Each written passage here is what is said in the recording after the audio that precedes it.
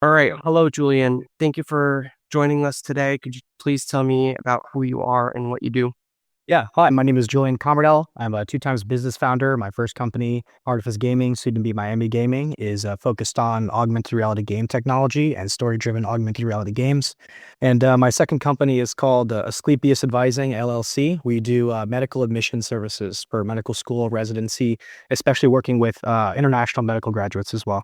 So those are two very different things. Well, what connects them? Like, how did you end up in both? Yeah, so the first one, Artifice Gaming, I just kind of came into. I started with a couple of guys who I knew, and we were all very interested by technology, and especially augmented reality stuff has so much application in medicine. So it was already a conversation that many of us were having, and gaming is a thing. Like I'm a big gamer, I love games. So we started to try to coordinate with some developers and some technologists to try to bring those passions into something that could make a little bit of money. As for the second one, for the last couple of years. Well, first of all, I'm from a family of doctors, family of medical people in general. And for a long time, I was trying to be a pre-med, and then I made a difficult decision while I was in college after a lot of very long conversations with my family.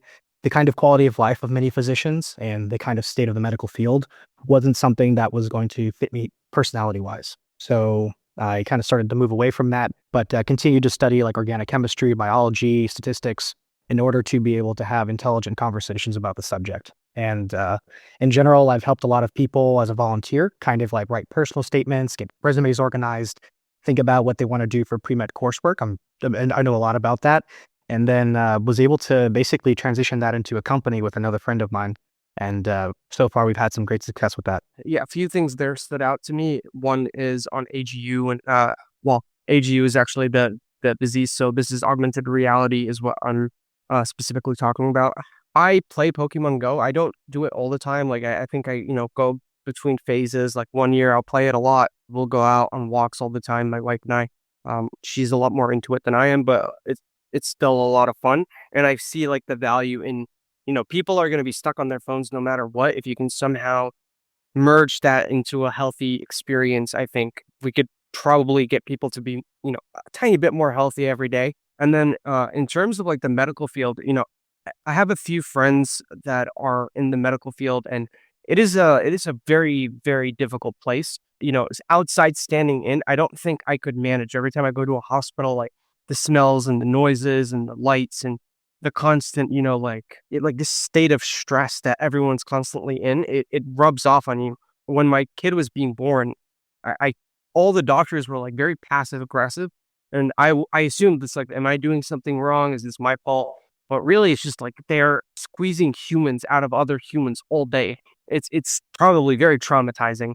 Oh yeah, oh yeah. Being a labor delivery doctor it's extremely difficult, especially because one of the unique things about that line of the physician field is that you can deliver a child, and then 18, 19 years later, you could get a lawsuit about that child. Like, oh, my kid, his father was an amazing athlete, but my kid isn't, and I think it's because you held him in a way that wasn't correct. And so, especially labor delivery doctors and pediatricians who work with like really, really young kids, like neonatologists, they have an extremely stressful job. And so everything that they do is very, very carefully managed. I have so much respect for that. I think the most I understand about the medical world is like I watch House, like the doctor show.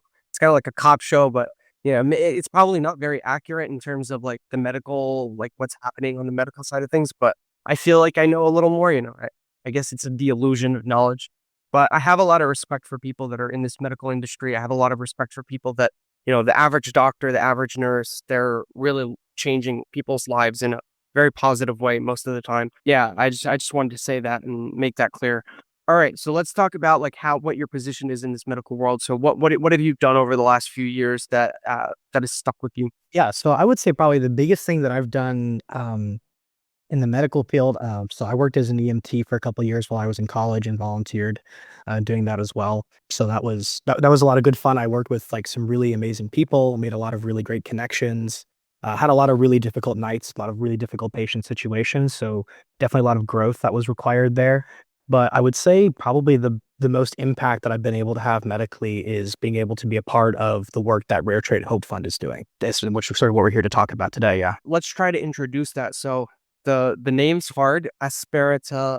Aspartylglucosaminuria, but short AGU. I read about it a little bit, but please, I want you to do the introduction. You probably understand this better than me, and obviously, this is something that means something for you. Yeah, absolutely. So the disease name is Aspartylglucosaminuria. What AGU is? It's a defect in the AGA enzyme, which is the aspartoglucosaminidase enzyme. And to put it very simply, AGU is an ultra rare disease. So it's like less than 1 million people, less than 1 in 1 million people in terms of the probability of having it. And what it means is that there are the buildup of certain proteins in your body. They're called glycoproteins. And these are everywhere in your body. They're in your bones. They help your bones grow. They're in your immune system. They're in your mucus, like your snot and whatnot.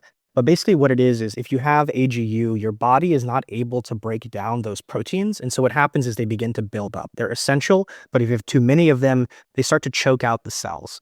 And usually life expectancy is like about 40 to 45 years. And most people, by the time they get to that age, if they do at all, they are completely invalid. You can be more specific in that it's a recessive disorder, so you need both parents to have the mutation in order to have the disease. And it's very difficult and extremely rare. There's about a little over 200 people in the whole world right now who are diagnosed, and that doesn't mean that there's only about 200 people who have the disease. There's potentially thousands of people who have it but are undiagnosed. There are several different mutations regarding the AGA gene, or sorry, the AGA enzyme that can cause AGU. So it becomes very difficult to test, and most geneticists, like especially medical geneticists, they might read about AGU in a textbook like one time while they're in their school, and almost never will they actually encounter a patient with it. So, how did you get introduced into this problem? I know about raretrait.co, so that is a website. Could you please explain the story around that to give people context? Yeah, absolutely. So Rare Trait Hope Fund was started by a woman named Julia Taravella. Julia is actually the childhood friend of my mother, Dr. Alacamardel, and I have known her sons, Daniel and Alexander, who both have this disease my entire life. Daniel is about 30 years old, and Alexander is about my age, about 25, 26. When Daniel was born, and also Alexander, immediately they were sick all of the time. And about 2 years old, they have like normal language development, and then they started to regress. And after many, many years of speech therapy and lots of promises and special schooling, eventually Daniel was diagnosed with autism. Alexander was later diagnosed with ADHD, but something clearly wasn't right. So in about 2011, Julia's like, okay, something is really not right. They're saying my kids have autism, ADHD. I can see how their faces are forming. Again, this is a glycoprotein disorder. So how the bones develop is very unique with AGU patients. And also both of her boys have it. So she's like, something clearly is going on genetically. So she gets a 23andMe, and she takes it. She gives it to her husband. She gives it to a number of members of her family. And things are kind of inconclusive. She's like, okay. So she talks with a person who works in bioinformatics. She's like, can you help me clean up this data to make it more kind of accessible, easier to search through? That gets accomplished. And then Julia, with her background in engineering and background in science, she goes back to school, starts taking a bunch of upper division genetics classes, eventually learns what it takes to write a program to search through the genome, sits down with the raw data, and by herself, with no assistance from any medical geneticist, discovers with herself and within her husband and within her boys the mutation that has caused them to have AGU. And then after that, she goes to a doctor. She's like, I know my boys have this. The doctors kind of dismiss her. She goes again to the doctor. She says, I have the genetic data. I know my boys have AGU. Test them. Let's prove it. Eventually, the boys get blood and urine samples. They get tested. Huge glycoprotein buildup, diagnosed with AGU. That is an amazing story, and yeah, that's a strong woman to do something like that. Yeah. It's really easy. Again, I think I said this a little bit earlier in the conversation. You can think that you know something, and you could feel like, oh, I understand this to a certain degree, but to take the steps necessary to like actually be able to scientifically prove it, or at least get it as far as possible where someone else can prove it, I think that's a very rare skill, and it takes a lot of passion and understanding and patience. So, like, it's a really motivational story, I would say. And her children. So it's Daniel, and can you remind me of the other name? Yeah, it's Daniel and Alexander. Daniel and Alexander. So you've known them for a long time, and Yeah. outside looking in, what does this disease look like to you when you see these people? Yeah, so, I've met Daniel and Alexander, and I've also had the chance at various gene conferences and whatnot, and to meet other families that have children with AGU. The first thing that really steps out is AGU families are some of the toughest people you'll ever meet. And they are so kind and they are so considerate, and especially AGU kids. One of the things with AGU is that it's technically neurodegenerative.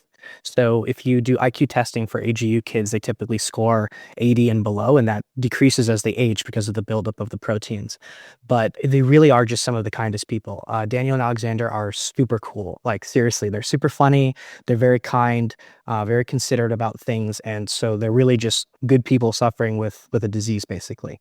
And outside looking in, it really is just some of the toughest families in the world. And it's especially tough for them because there's a lot of families right now who have a child with AGU or multiple children with AGU, and they don't know anyone else who has it. They don't know what's going on. They don't have any other resources.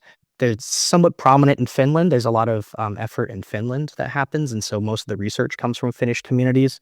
But there are people in India, Africa, South America, Asia who currently have this, and they have no idea what's going on, and they have no idea how to take care of their children. Yeah, I read the symptoms, and it sounds like it's a really difficult life, and there's a lot of complicated things in here. Yeah, you spoke about the neurodegenerative side of things, seizures, skin and joint looseness. That, like, this stuff affects your everyday life. When you reached out to me about rare trait, that immediately reminded me of, because I have a brother who has a pretty severe form of cerebral palsy, and it to a certain degree it's a hopeless situation in that there's no getting better from it.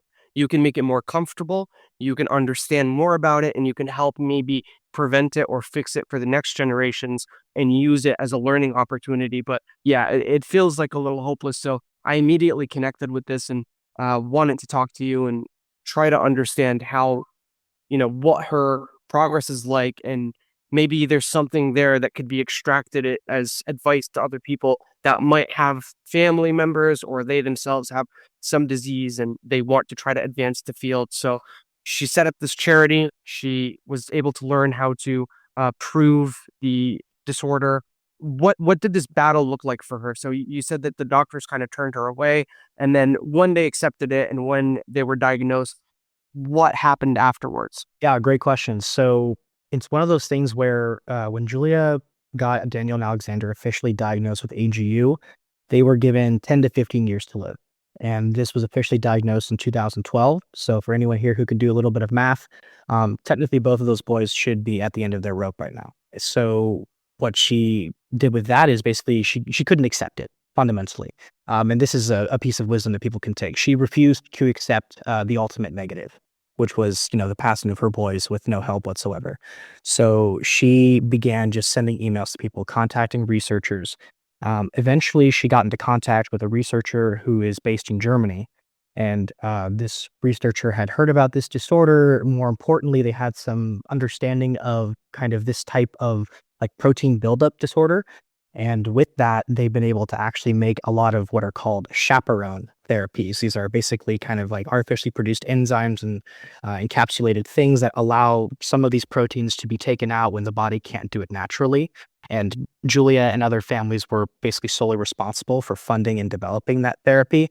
And so the quality of life for Daniel and Alexander has been massively improved, as well as for a lot of other children who are like much younger, who they've been able to potentially, have relatively normal levels of neural development and whatnot for a very long time.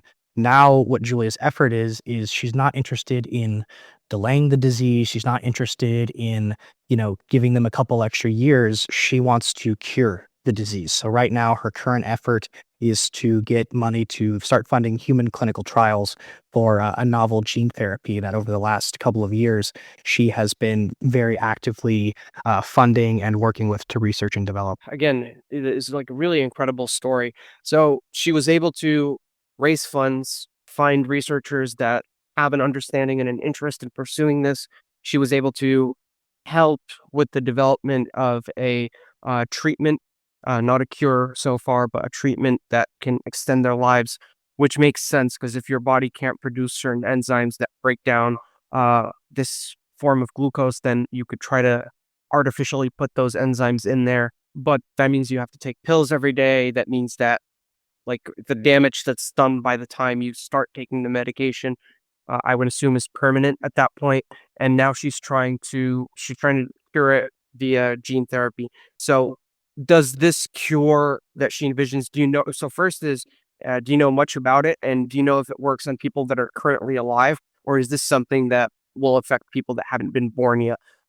If the, ideal vision is accomplished. Yeah, great questions. So, as for the first, I know a little bit about it. What I do know is that obviously working with the AGA enzyme and the genes which surround that encoding is like never before been done. So it's the first gene therapy to work directly with that enzyme. Additionally, my understanding is that she has been working to develop what's called a vector. So you can have the gene, but you have to get it to the cells, and that's very expensive and it's very difficult. And you can have all kinds of issues with the body reacting to the vector and like having immune reactions. If you look at the history of gene therapy, there's lots of vectors that were developed and then they were given to people, and then there were these really serious immune reactions. And unfortunately, patients sometimes didn't make it when they had that reaction. So for her, it's also been about making sure that there's a vector that is going to be super effective. As for kind of what the future looks like for adults, we don't know. That's kind of the thing. We're not sure if someone who's maybe already developed with this disease is going to be able to be fully cured and what that restoration might look like.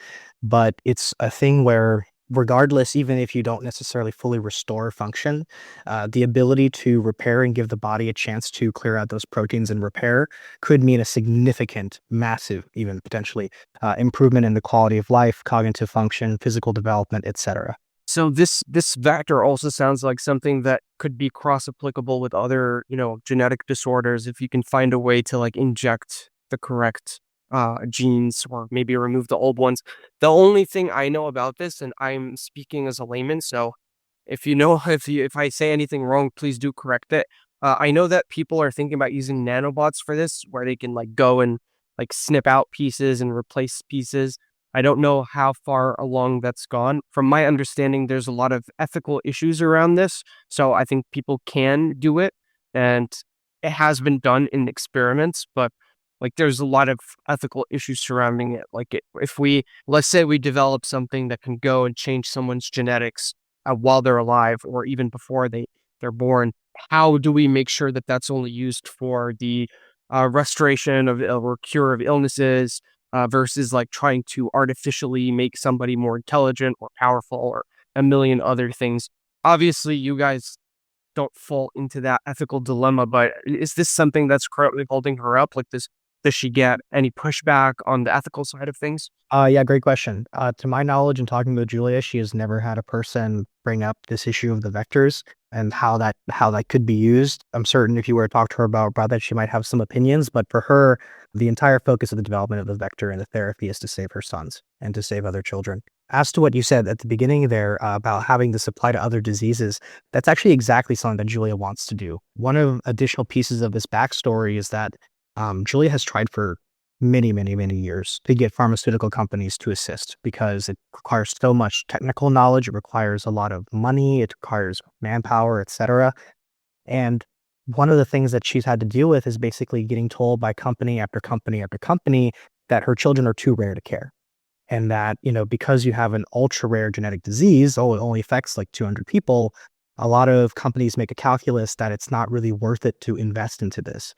But one of the things about ultra rare diseases is that there's a lot of them, actually. So if you have a disease that has 50 people, another one that has 200, another one that has 150, eventually these things add up. And the recent statistic that I saw on that was there's about over 1 million people in the world who technically have an ultra rare genetic disease. That's 1 in 7,000 people. That's a lot of people. That's a whole city. That's a large city of people who have these ultra rare diseases, but there's no corporate entity that is engaging with being able to take care of them. For Julia, that's completely unacceptable. So a large part of her effort is she wants the clinical trials to go through. She wants to get the data. She wants them to succeed, obviously. And then, She wants to be able to make that vector available for other ultra rare diseases and the technology of the gene therapy to be available for others so that families don't have to go through the same situation that she did. Has she tried going the governmental route? So, like putting pressure on that side of things to try to put pressure on the pharmaceutical companies. Like honestly, it's really complicated problem that I think of it. So obviously, like the United States specifically has like this huge, like it's very capitalistic. So companies are trying to make the max profit, but also if you have limited resources, time, energy, machinery, you would want to maximize how many people you can cure at a time. So it's tough. Like, how do you get them to commit resources into helping, especially when, I assume like she's the one that's mainly pushing all of this. Like, she's the most passionate and, the diehard person that's making this actually work. Has she tried the governmental route? Yeah, actually, super good question. And you're actually totally right up the right alley. Earlier, I was talking about Finland. So Finland, the Finnish population has a much higher average rate. I believe in Finland, it's about 1 in 85,000 people in Finland have AGU. And as a population, they are much more likely to have AGU just because it's a small genetic population. There's a lot of similarity, et cetera, et cetera. With this gene therapy, if it is successful, the Finnish government will pay for people to get this therapy. Not only that, but one of the AGU families, one of the AGU children, her name is Hermance. I've got a chance to meet Hermance. She's really lovely. She's French. The French government will also pay for Hermance to be able to get that gene therapy. So there are some governments, and most specifically kind of like a government healthcare program, that for them, they see it as a worthy investment in their population. So given this is, and also again, correct me if I'm wrong, because I'm making a lot of assumptions here. So this disease would be a result of two recessive genes coming together. So each parent has a recessive gene, they come together. Yes. So then there's probably a higher likelihood of countries with a lot of intermixing. So let's say Iceland, Norway, like you said, Finland, like countries that are basically closed off onto themselves, islands, to have higher rates of this occurring. Like, is this so? Because you said something about Finland, was this the assumption that made her, or do you know if this is the assumption that made her explore that path? Yeah, it's a good question. To be honest, I don't know if I can speak to that part of her experience fully, but kind of exactly what you say that, you have some of these populations that there's a lot of kind of genetic similarities, and so they're more likely to maybe have this. But one of the difficult things is that the AGA mutations can happen anywhere in the world. So that's also one of those really big challenges. But for Julia specifically, her ancestry involves a Polish grandmother. And Julia kind of tracked back the genetic inheritance. And so she believes that it's a very strong chance, excuse me, that she kind of got that from her Polish grandmother. So something that Julia is kind of working on right now is trying to get more awareness and more testing happening in Poland, of all places, to be able to try to find people, because again, it can happen really anywhere and it's so underdiagnosed. We really just don't know how many people have it and where it potentially might have some hotspots. So when I first traveled to Poland, this was about 3 years ago. I moved here. I weighed about like 65 kilograms or like 130 pounds. I was working as a delivery person. I was on a bike for a while, and like that was like a side income that I had. And like I obviously got very thin. And then I moved to Poland, and within 6 months, I'd gained at least 10 kilos. And that, like, so that's about 20 pounds. And that is like an unnatural rise in weight, because nothing I did really could adjust for that. And so I went to a doctor, I got my blood work done.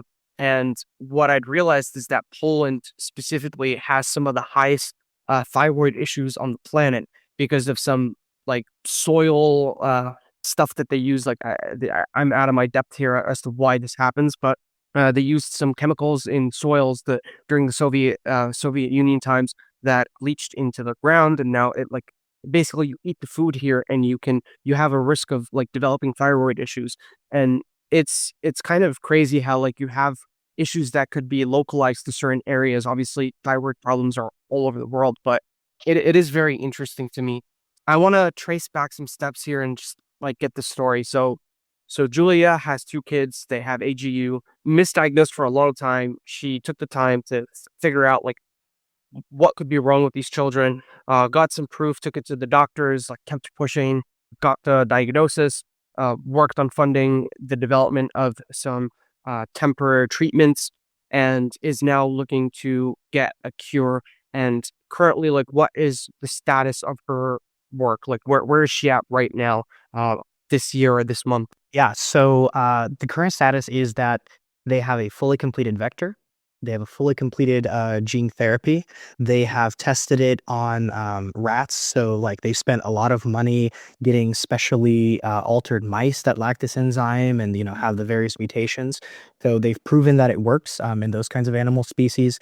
And so, right now, where they're at is they are trying to raise money. It's about $1.6 million still in order to fund human clinical trials. And those clinical trials are going to involve a lot of children with AGU who I've had the chance to meet, maybe even include Daniel and Alexander as well. That's some incredible work. So I'm going to put the link to raretrait.co in the description, and I'm going to put a few $100s into it just to show my support. I would recommend anybody who's listening and is interested to put something in there, no matter how small. Obviously, this podcast is very small, so I don't think you're going to get much from it, but I hope, with time that people hear about this and gain some interest or learn something, because I really wish the best of luck to her. She's a very inspirational person, and we need more people that are able to just go and do this stuff like autonomously instead of waiting for a government or a pharmaceutical company to help them.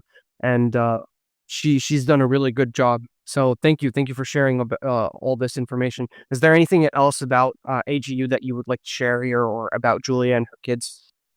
Yeah, I mean, exactly kind of what you say. Like, one of the biggest things I've gotten from Julia is this notion of you need to do things yourself a lot of times, and especially when you're dealing with something that's extremely rare. If whether you're doing anything with medicine, whether you're trying to work with a new technology, a new way of technological application, if you're not a person who's willing to make decisions, if you're not willing to put in work to learn things, to push yourself, no one else is going to do it for you. That's totally right. I fully agree. I think that we need a lot more people that are willing to do this stuff autonomously, and especially with like these more rare or more small things where the answer is always going to be that, you know, it's just not a big enough problem for like a multi-billion-dollar company to care, which is extremely sad.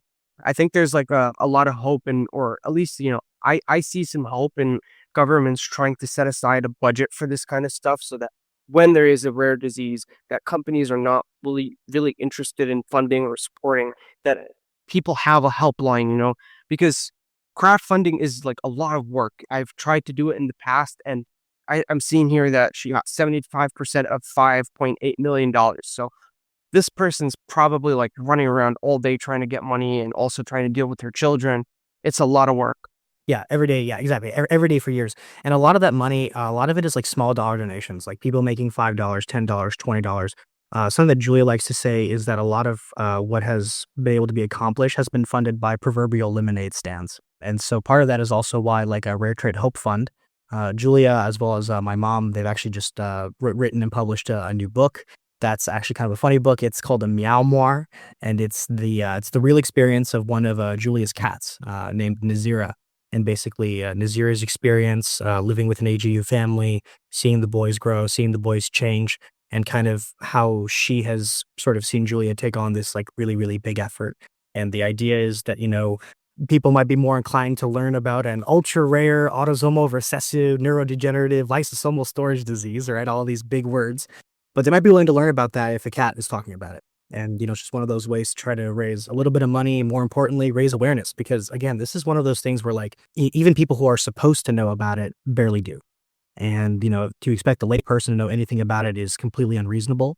And so, if you can do any kind of effort to raise awareness, like doing a podcast like this or writing a book or doing blog posts, it really does help. Like even the smallest actions with something like this can have massive, massive impact. So thank you so much for having me, Sarah. This has been really great. No problem. If you still have time, I still want to dig into this a little more and like try to get as much. I could talk about this and medicine all day. Let's do it. Yeah. Like, you said you were an EMT for a while. Am I remembering correctly? Yes. Yeah, I'm sure you have some stories there. We can ask about it near the end. But following the thread that I'm thinking about, which is the fundraising part. So you're saying that like a lot of this fundraising is small dollar amounts over like lots of people, and it's probably a lot of, conversations, writing books. What are some financial strategies that she's taken to try to get this to happen and like try to scale it? Because I imagine that, okay, she's taking care of her kids who have illnesses. She is talking to people all day, probably getting on calls, emailing every day. She's educating people around her about what this is, doctors, pharmacists, etc. And she's raising the funds. And I don't know if she does anything else at this point, but what are some strategies that she's taking to try to scale this up? Yeah, I mean, one of the first things is, so Julia, for a long time, she worked for Shell. She was a high ranking engineer for Shell. She was very successful. So Daniel and Alexander have had the chance to live all over the world. They lived in Kazakhstan for a long time, actually where they got Nazira, where they ended up adopting Nazira. So one of the things for her is, like education is extremely important, and also more specifically, like an education that can really make you some money. Julia, at this point, with everything that she does, her husband is retired. She is effectively retired because, it's impossible to work full time and take care of your sons full time and do all this other stuff. So in terms of like financial strategies, I think one of the biggest things that has come up in conversations with her is that it's really easy to spend a lot of money and go nowhere when you're doing clinical research. It's really easy to get caught up paying researchers huge amounts of money for nothing. So one of the biggest things that you can do with your finances about that is to have really clear goals and really clear objectives and really clear conversations with the people who you're going to have money about what you expect to happen, what timelines for that look like, and to just be like extremely observant over like every single penny. And this goes for, obviously if you're doing any kind of business work and whatnot as well, you just need to be on top of your financial game.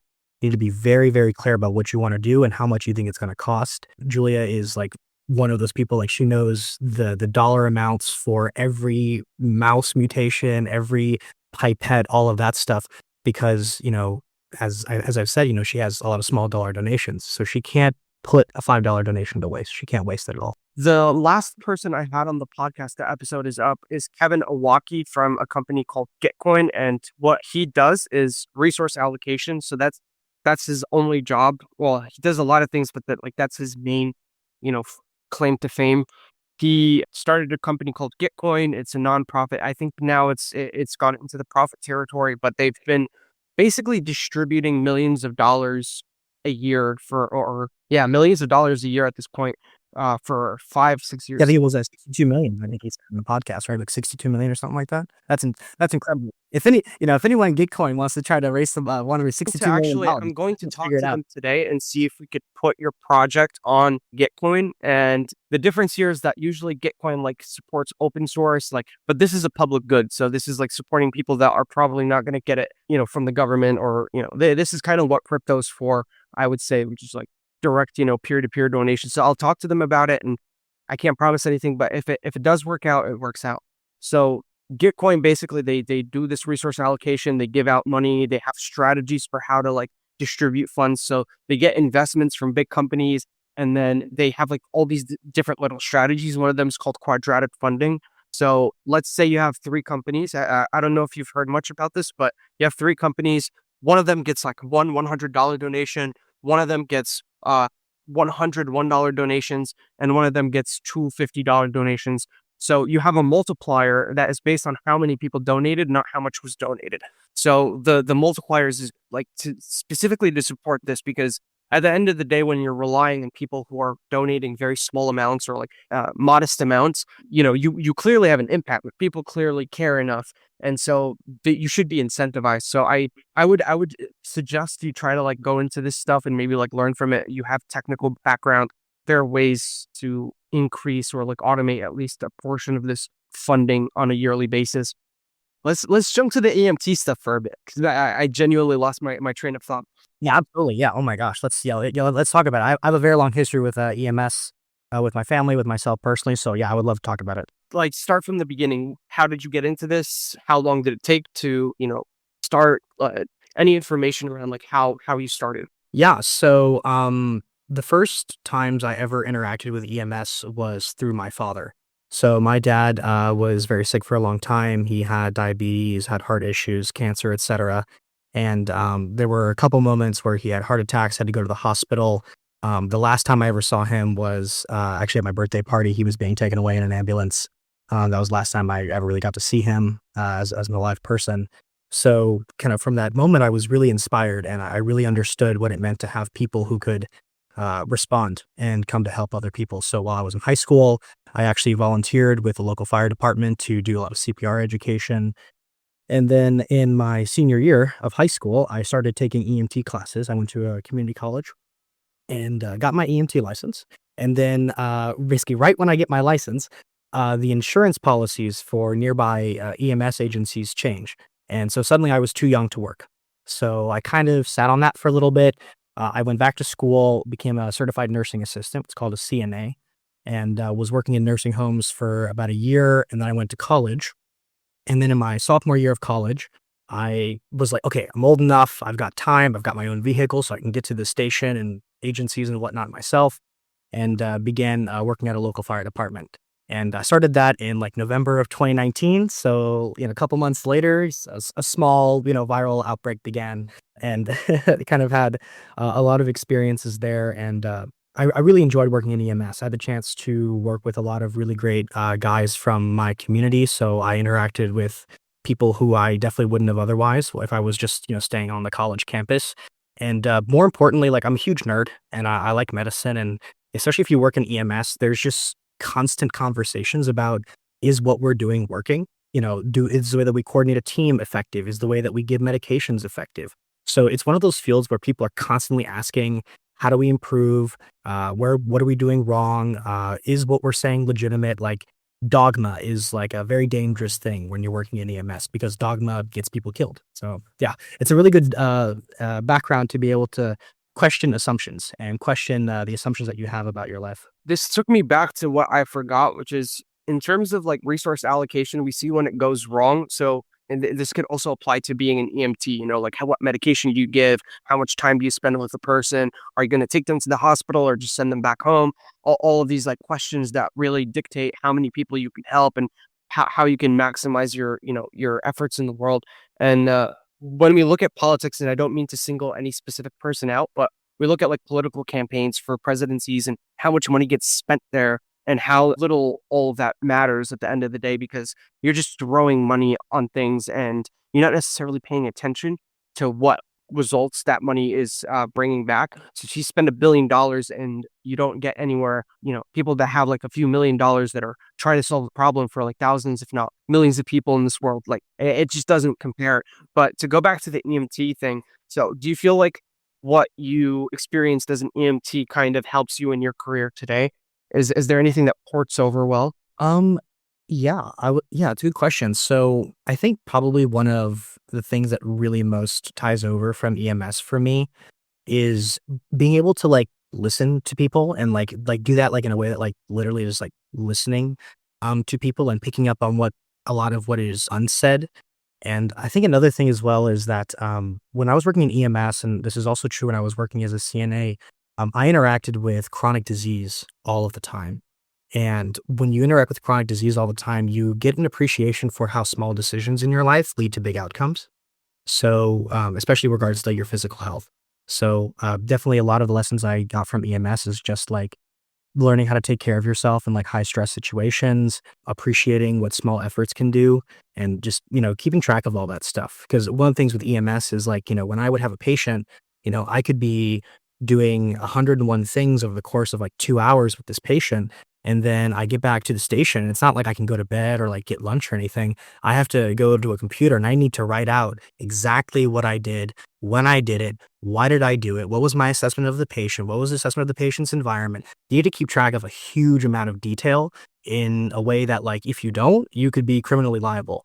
So that's another big thing. I work with a lot of different people. I work with technologists. I talk with people who are interested in medicine. So I have to like constantly keep track of all kinds of little details, dates, times, etc. And I've become pretty good at that through EMS. So the time you were in EMS, you saw the rise of COVID. I assume you also saw the rise in like issues because I would imagine that's like a huge reason people call in. Yes. Probably you've seen a lot of like violence, like results of like people getting hurt for violent reasons. How do you fortify yourself against that? Because like looking at myself, I personally don't think I could do well as somebody working in the medical field because I just stress out too much. And I think about like when I get like an IKEA lamp and I have to put it together and I just get like so frustrated every step of the way. Like, man, why does this have to go here? And I don't like putting like physical things together, taking them apart, and I just get stressed out. I make dumb decisions, and I think that when you see people who are in pain for self-caused reasons or like something that just happened to them, I would assume that like really puts you in this stressed out state of mind constantly, and that could affect your decision making. So when you were in that, how did you manage to keep yourself like sane and healthy? Yeah, that's a good question. In regards to like how does one harden oneself from a situation, it's a really, really, really good question that I don't think I can give you a single solid answer on. For me, a lot of my hardening looking back was like the experiences I had with my father. I just had to be. I had to be hard. I had to be hardened. And when I went into EMS, I worked with a lot of people who got into it and they couldn't really stand up to it. But I think in terms if you want to kind of train yourself for that hardness, you have to have two things. You have to have exposure to those kinds of situations. You cannot just throw yourself onto an ambulance and go to like a car accident where a guy has two of his legs like totally broken, he's bleeding out, etc. It's almost impossible to just show up like that.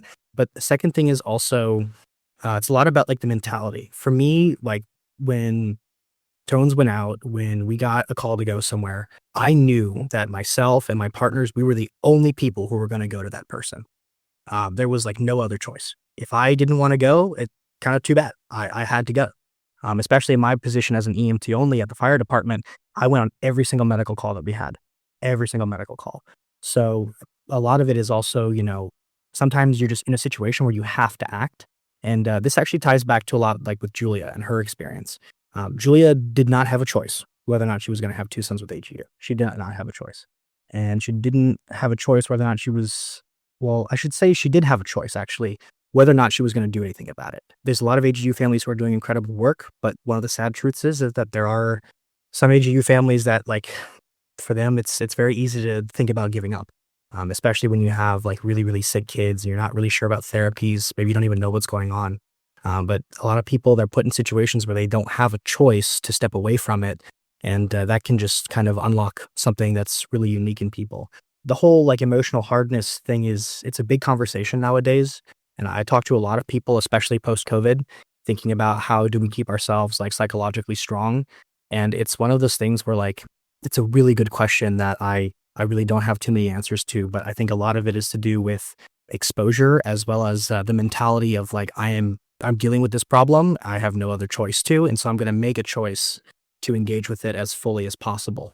That was a big thing like EMS, like you're getting really involved with people, like putting on gloves, touching people, getting covered in fluids, making decisions about medical treatment. And, when you kind of have that responsibility and you have, more importantly, the legal ability to like make those decisions, it does help a little bit. It does help a little bit.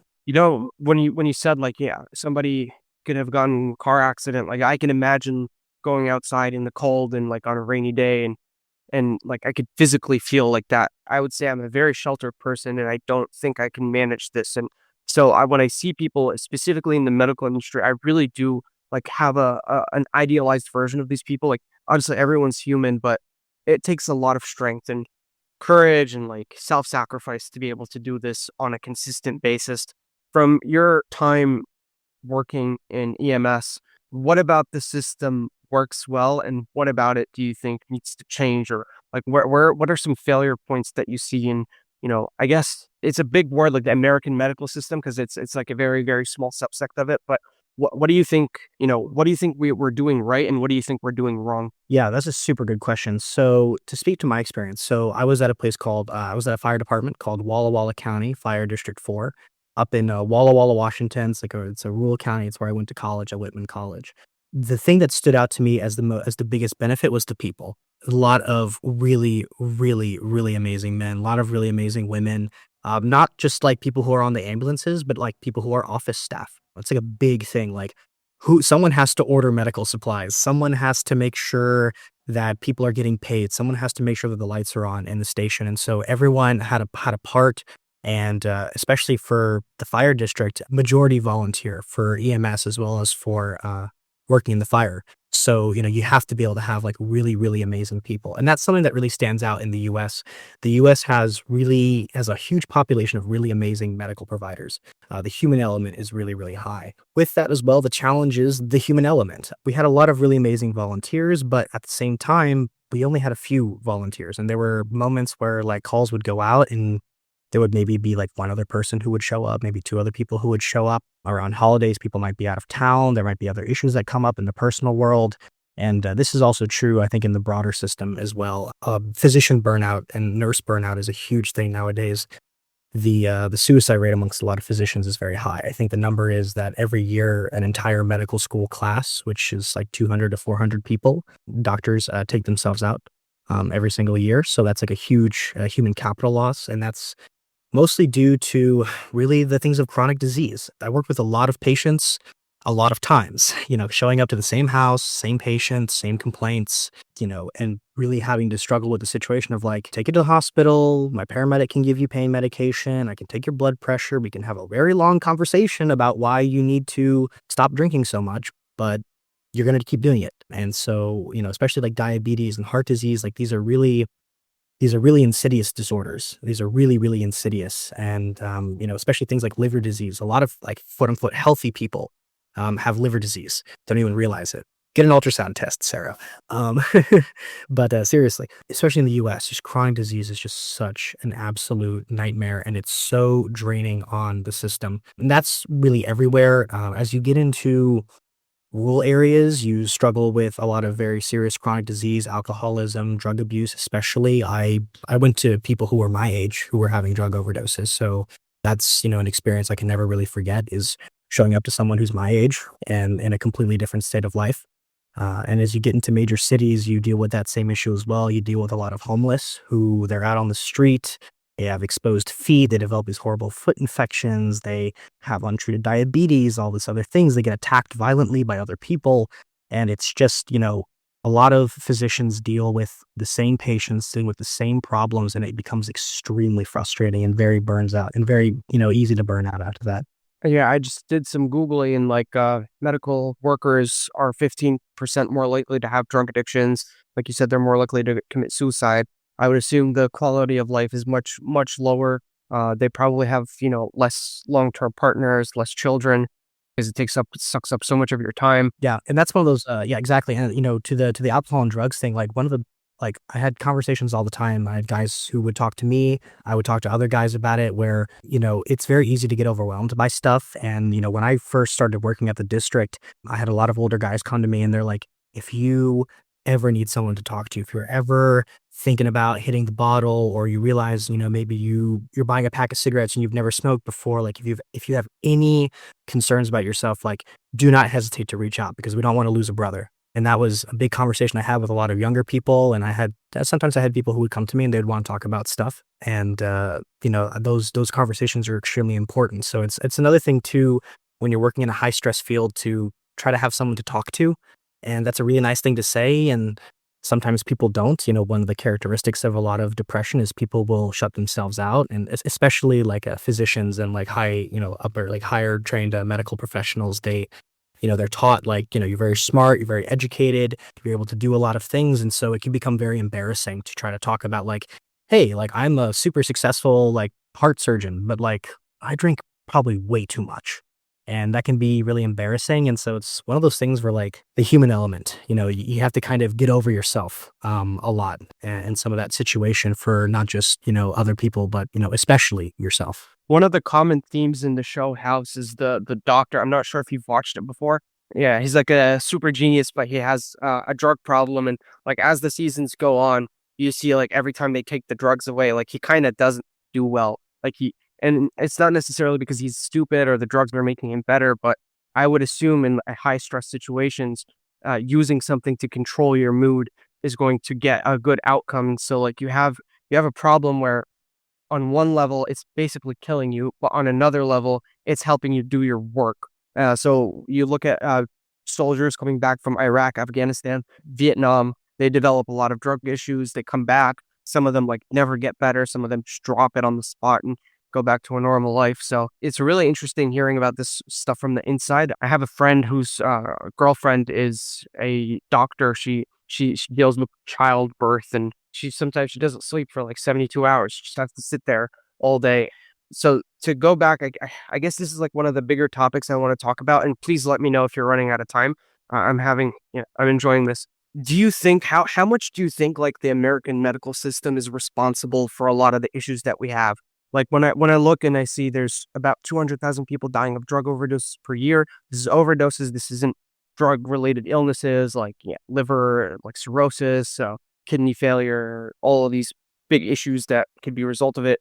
The lack of good food, like the not all of it. I mean, America has really good food in a lot of places, but then also we don't have like really high standards in terms of our production lines. How much do you think this is a fault of the government, and is this something that could be fixed by giving them like essentially like giving free healthcare out, like what Europe tries to do?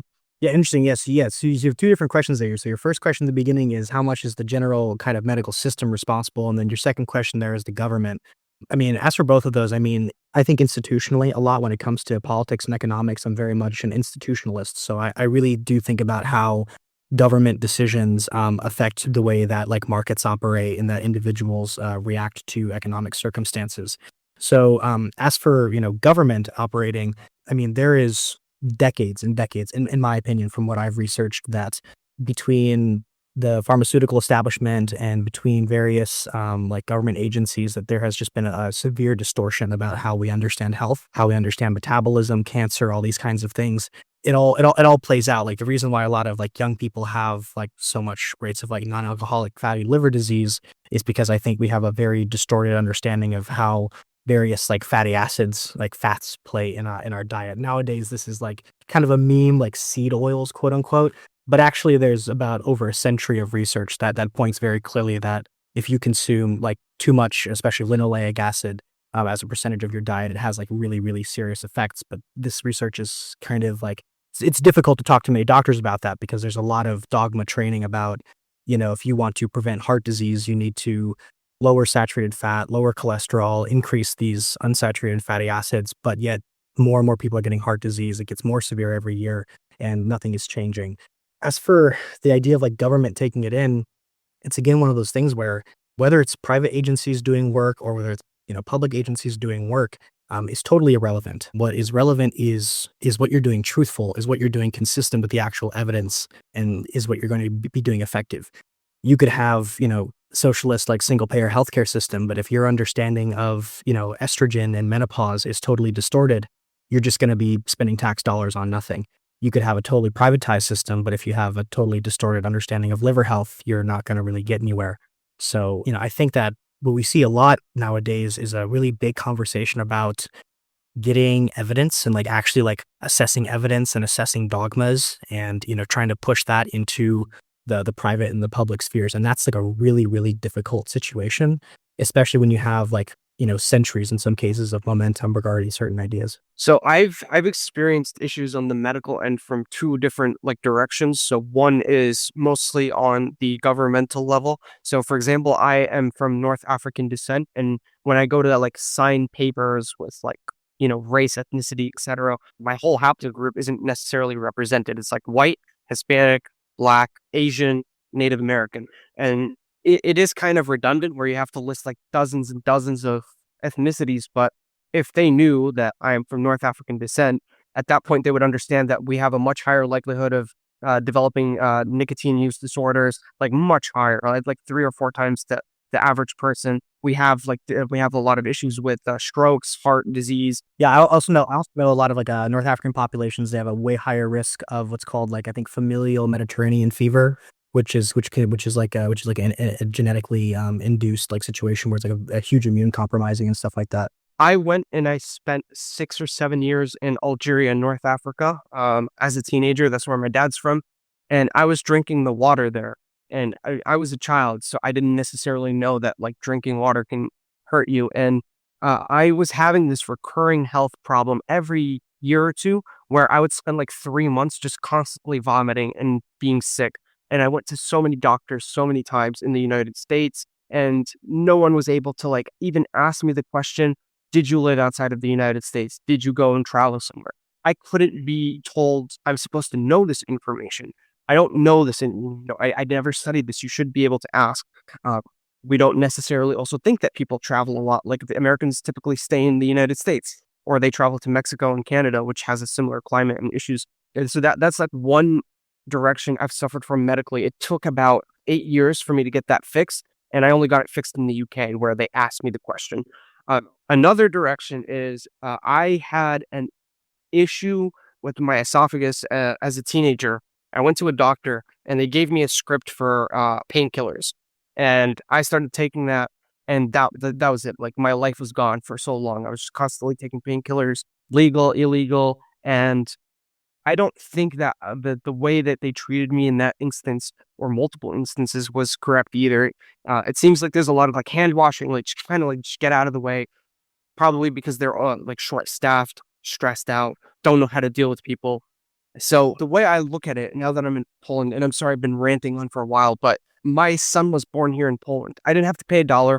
We had a private room. My wife got her, what is it called, the injection that they put in her spine, epidural. And I was like, there's no, like, nobody told me I have to pay something, no stress, no nothing. And yeah, Poland has better average medical, success rates, but they have worse with specialized diseases. Where in the US does really well with like specialized diseases or like stuff like that because of the profit margins. So yeah. Again, outside, now I'm outside here looking in. I think we have a massive issue with the fact that people are discouraged from going to doctors because of the fact that they have to pay like exorbitant amounts of money. And then doctors are discouraged from truly taking care of patients because they have too much work and it's not balanced. Yeah, I mean, I can't even begin to tell you how many conversations we would it'd be 3 o'clock in the morning.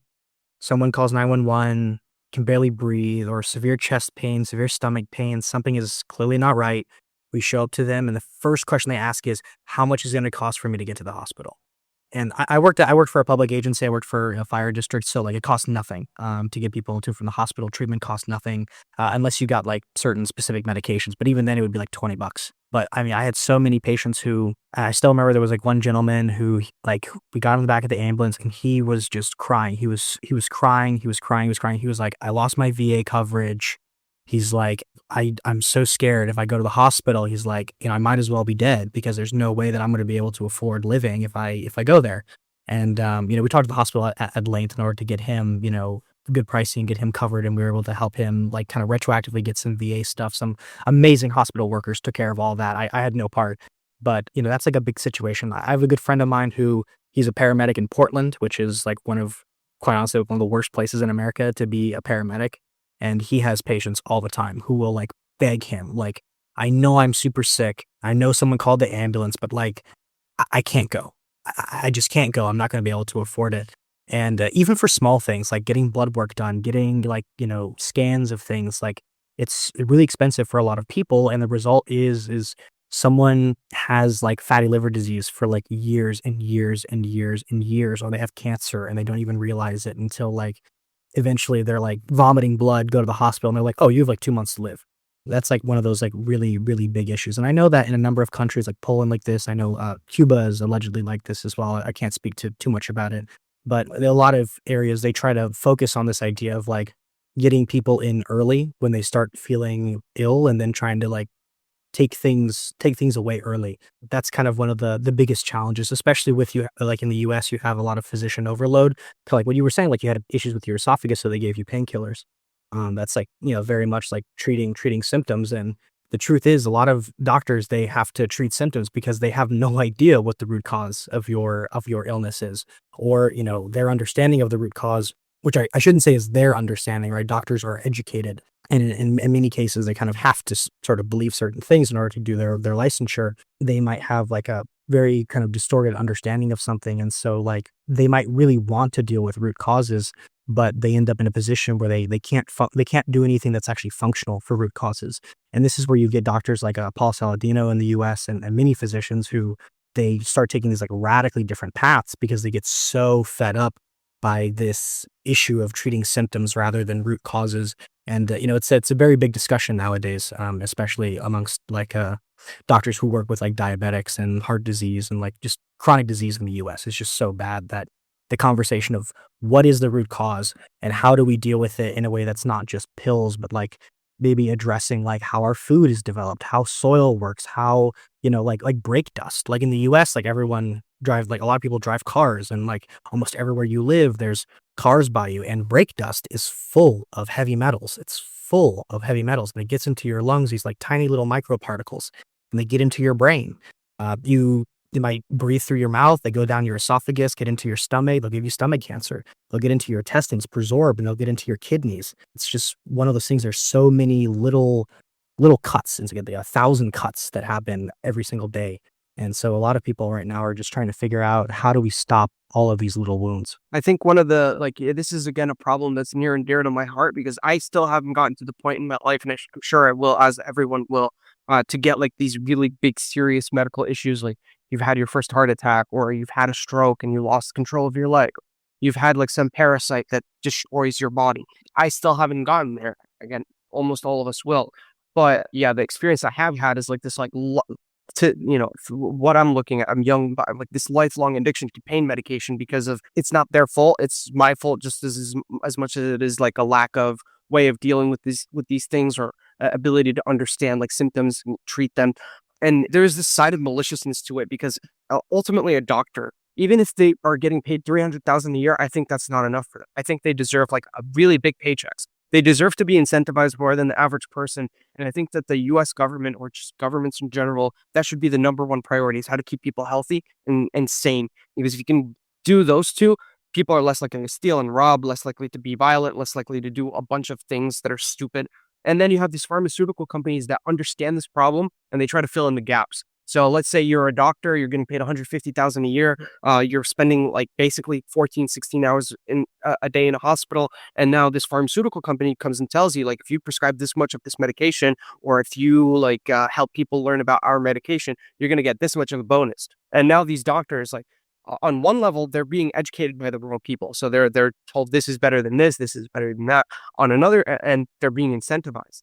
And I'm not saying the doctors specifically are malicious. It's the system of like allowing pharmaceutical agencies to pay doctors to prescribe medication. That's broken. Allowing pharmaceutical agencies to advertise on TV. That's broken.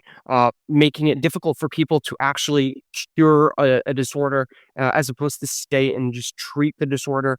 Because again, the payment, right? It's like a subscription. Like I'm paying a subscription to my pharmaceutical company. That, in my opinion, is maliciousness. So I would love to see a world, or like a United States, because the American people are the best people. I always enjoy talking to them. Innovation, beautiful culture, the food, everything's great about it. But we need to like solve this one big problem, which is like our medical system is completely broken, and I feel bad for everybody involved. Yeah, I mean, totally. Yeah, kind of exactly what you say. So, like, this is one of those conversations that I was having with a lot of my family that kind of led me to start thinking about making my own money through business rather than depending upon the physician's salary. It's not free to go to college, as we know, especially in the U.S. This is like a big thing. It's also not free to go to medical school. And after medical school, you go into something called residency. And, you get paid like, if you do the math of like an 80-hour work week and then how much you get paid per year, it's like $20 an hour. So you have a lot of physicians who have like huge amounts of debt. One of my family members, she's an MD, PhD surgeon, eye surgeon. And she had classmates who had, like they still had like 3 or 4 years left in their training, but they were already at over $500,000 in debt. And then you graduate from that, you start making $300,000, $400,000. And I've met a lot of physicians who make a huge amount of money and they live barely paycheck to paycheck. They've got like full credit cards. They're paying the highest interest rates possible, homes, etc. And, if you want to have kids, oh my gosh, good luck. One of those things, like one of my businesses is I help people get into medical school.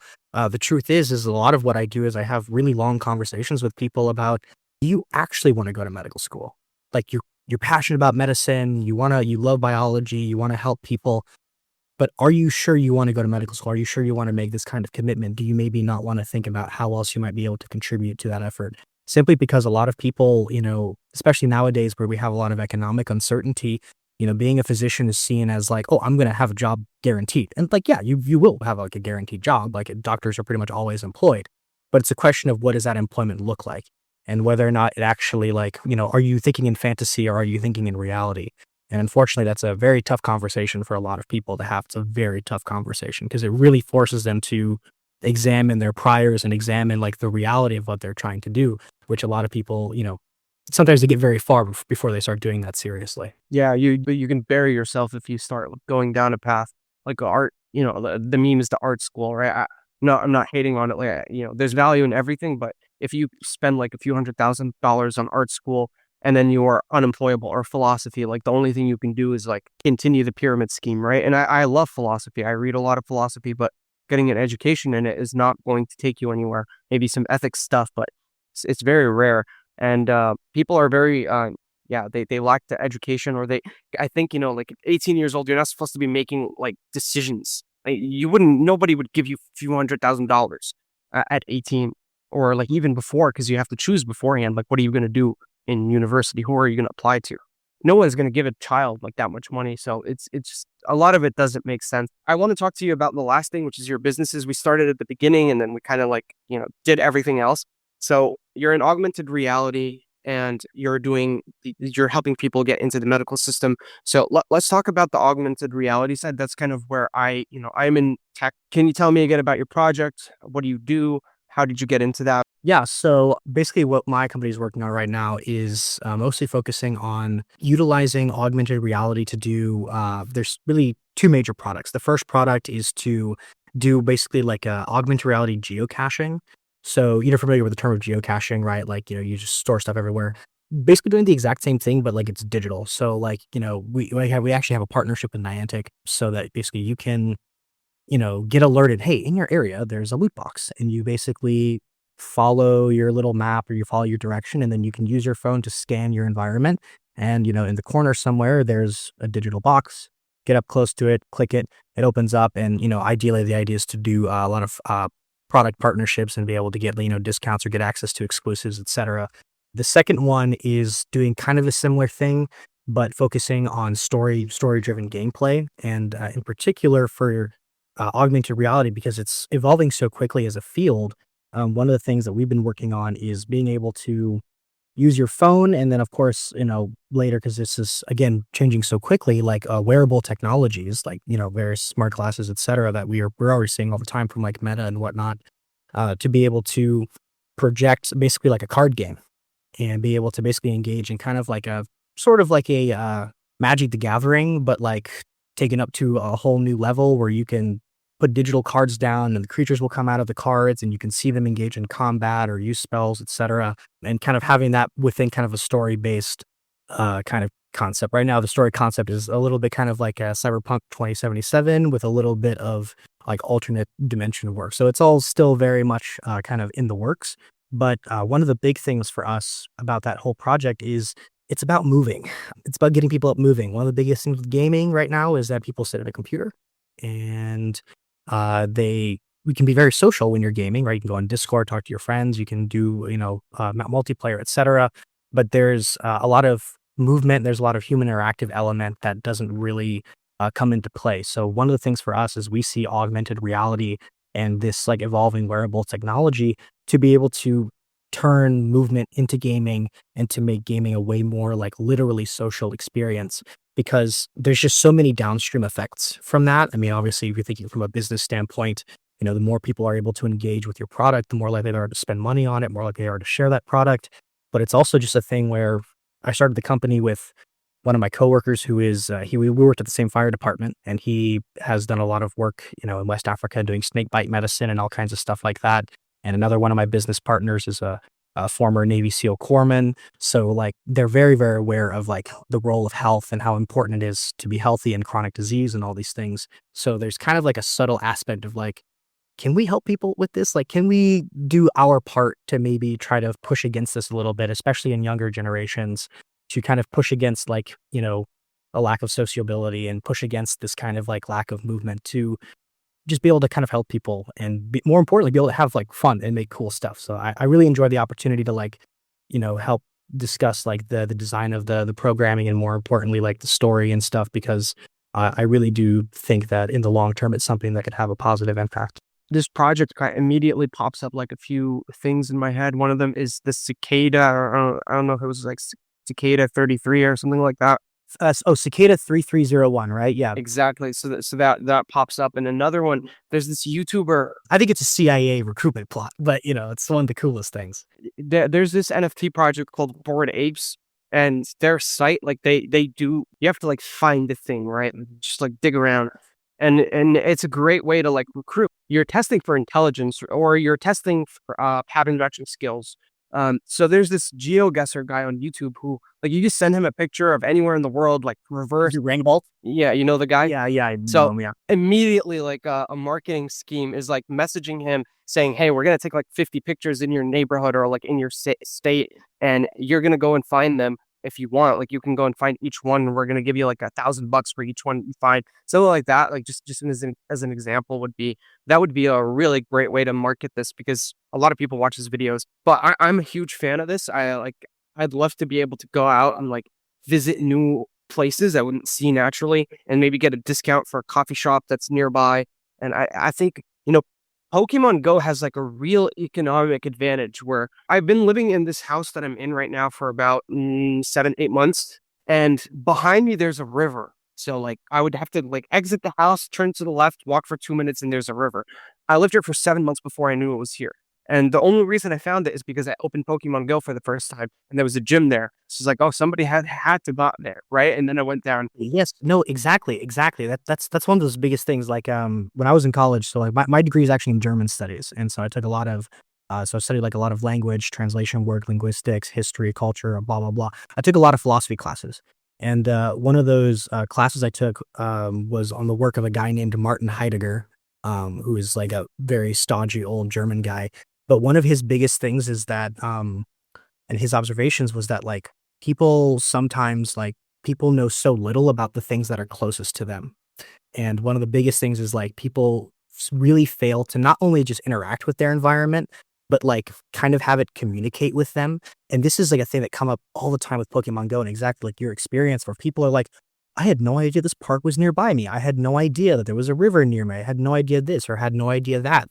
And it's, we get so accustomed to the things around us that we really fail to look at them, and really fail to say, hey, like, is there more here to this? And that's just like something that comes up all the time. And for me, like one of the biggest things about trying to do augmented reality, like in the world, is exactly what you're describing, to try to see like how much can we reveal about the mundane and the nearby that we maybe don't really appreciate. So given that Pokemon Go is like one of the most popular applications in the world, it was the most popular for a while, I think like almost a year when it first came up. Why aren't there more applications that are similar, or that have like it? Because I don't know any other augmented reality applications. I'm sure there are. I think Snap, like filters, you can say might be augmented reality. There is actually one that I want to share. So I had this in the UK. I don't know if it exists in other countries, but you have your phone and you can go and take pictures of plants and animals, like real life plants and animals, and you can classify them like kind of like Pokédex. So you just take a picture of a plant, and it tells you like, this is this, these animals eat it, this grows in this area, it has these plants, this is what it looks like when it blooms. And it was a lot of fun. Super fun. Yeah. It is super fun. But why isn't this more like popular? Or like there's like, I think there's only really one application in this space that everybody knows about, which is Pokemon Go. Yeah, it's a super good question. I mean, for our experience as a company, like the big thing is mostly that like there's just a lot in the way technically. Like one of the big things for us is having our Niantic partnership. A lot of that is like technology stuff, like being able to like work with their technology. You can write programs that like scan your environment and like put things there. But, if you're trying to do things that are interactive, right? It's not just putting things there, but interacting with them, making them interact with you, having it as part of like a larger network. There's just a huge amount of technical debt that a lot of people have to kind of deal with. But I do know that there's all kinds of work right now with augmented reality, trying to do like medical stuff, like being able to put on wearable technology and like project like the inside of like a patient's colon or the inside of a heart, and having medical students especially like be able to like sort of interact and like walk literally through an illness and be able to get that kind of like really like hands-on experience there.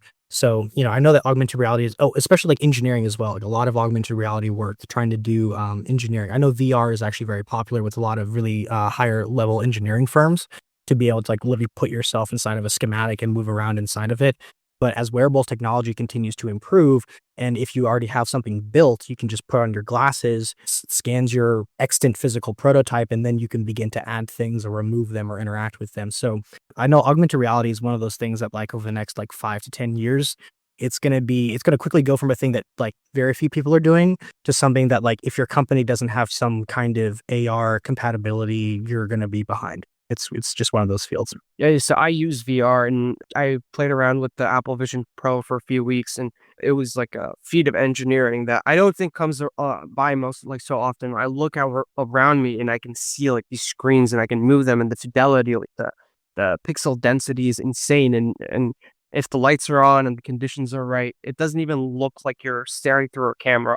It's so close to reality, and I'm very hopeful for this specifically for education. If you could just put everything around you and like have all this like schematics or like, look at a patient's insides without having to cut through them, for example, or just like, a human body. It sounds like something that has a lot of potential, and I really hope to see what comes of it. Do you have an app that's out right now, or is it still in development? Yeah, we're still in development right now. We don't have an app that's out right now. When you do put one out, let me know. I'll try it. I'll put it in the description as well. So I think that kind of covers everything I had to ask. Is there anything else that you want to share with us before we wrap this up? Yeah, no, I mean, thank you so much for having me. This has been really great. I really, appreciate you being able to get me on the podcast and be able to talk about the rare trait stuff. It's a thing where like very few people know about it. And, even if you get to a small audience, like one extra person could like, mean a whole world of difference. So I really appreciate you having me on. I guess one thing I would say is, look up Rare Trade, raretrade.com. If you can, if you have the means to, please donate. And even if you, donate just a little bit, like just share it, like share it on social media, share it with your friends, share it with your family. You never know who might hear it and who might be able to benefit from it. So, yeah, thank you so much for having me, Sarah. This has been a really, really great conversation. Thank you, Julian. I really appreciate your time, and I will, I'd love to have another conversation with you at some point. Let me know when your app is out, and we'll do something again. Yeah, totally. Absolutely. All right, and we'll see you in the next one.